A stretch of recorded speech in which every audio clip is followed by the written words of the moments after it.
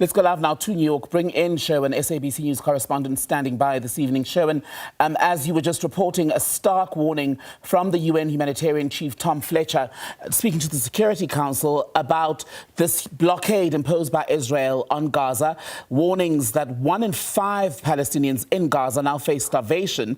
And this call for the Council to prevent genocide ties in, of course, with the visit to Qatar as mediator. Well, the broad point here, Tembekile, is that aid has not entered the Gaza enclave since March 2nd. And earlier this week, the Integrated Food Security Phase Classification warned of a critical risk of famine in Gaza. It said that 12% of the population, some 250,000 people, are now living in IPC level 5, which is essentially catastrophic levels of food insecurity that lead to famine. And I think what you heard there from Tom Fletcher, who is essentially one of the most senior members of the United Nations Secretariat. He is the Under-Secretary General for Humanitarian Affairs and also goes by another title as the Emergency Relief Coordinator. And this is the first time you have heard such poignant remarks from a member of the Secretariat asking the Security Council whether or not they are going to step in and take some action to prevent what they are now beginning to see as a potential genocide. Of course, this is a long-standing position of the South African government that has taken Israel to the International Court of Justice in The Hague, citing what they believe to be egregious misrepresentations of the Genocide Convention, which Israel is a party to. And that process, of course, still continues to play out. But do not underestimate the pointed remarks from a senior member of essentially Antonio Guterres' cabinet here at the United Nations, calling on the members of the Security Council to take action here to prevent what they are seeing, the broadening of this humanitarian freeze in Gaza and the very devastating implications and impacts they are seeing now, and a potential genocide. And of course, do not look for answers from the UN Security Council. Right now, the Security Council is hamstrung by the United States' support for Israel. And of course, Israel's Benjamin Netanyahu, the Prime Minister there, indicating that this war is not going to end until Hamas is defeated. And on Trump and the Qataris, there is that controversial offer of a gift of $400 million Boeing. It's a 787. A gift it would be to the President of the United States. It stirred up quite a lot of conversation and criticism in the US right now. And of course, the president's argument here is that Air Force One, there are 2 Air Force One jets that is within the purview of the White House, the president's usage. And his complaint is that these planes are quite old. They were first used, I think, by the Bushes.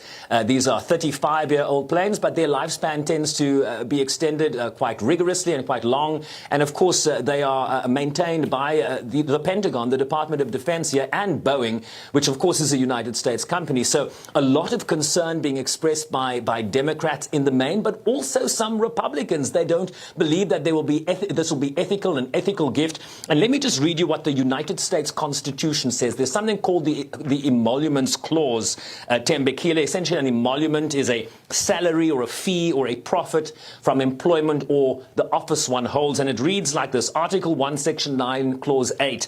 No title of nobility shall be granted by the United States, and no person holding any office of profit or trust under them shall, without the consent of Congress, accept any present, emolument, or title of any kind whatsoever from a king, a prince, or a foreign state. And that is certainly the position of the likes of Chuck Schumer, who's the Senate leader, the Democratic Senate leader, that this would be a gift that would violate the Emoluments Clause. And so a lot of ethical concerns around a gift of this nature, but also add to that national security concerns. This plane, were it to be accepted somehow, would have to be retrofitted by the Department of Defense. Air Force One comes with all sorts of snazzy gadgets and security features that the current version that would be handed over from the Qatari royal family does not have. So that process in itself would take a very long time. The question, though, is this a gift to the Department of Defense? Is it a gift from the Qatari royal family to the Pentagon? Or is it a personal gift to the President of the United States for his personal use, even when he leaves office? The White House says those arrangements and those details are still being worked out. So that would provide some clarity as to how this could go. But a lot of reportage here that this would be a personal gift to the President of the United States that would then be donated to his presidential library once he leaves office and then continue to be used for his personal use. So a lot of questions around that. And lastly then, Sherwin, we're waiting in the next, under 24 hours now to see if tomorrow might be the first time we see a possible meeting face-to-face between the leaders of Russia and Ukraine. Putin has not confirmed attendance at those discussions that would mull over a possible ceasefire arrangement.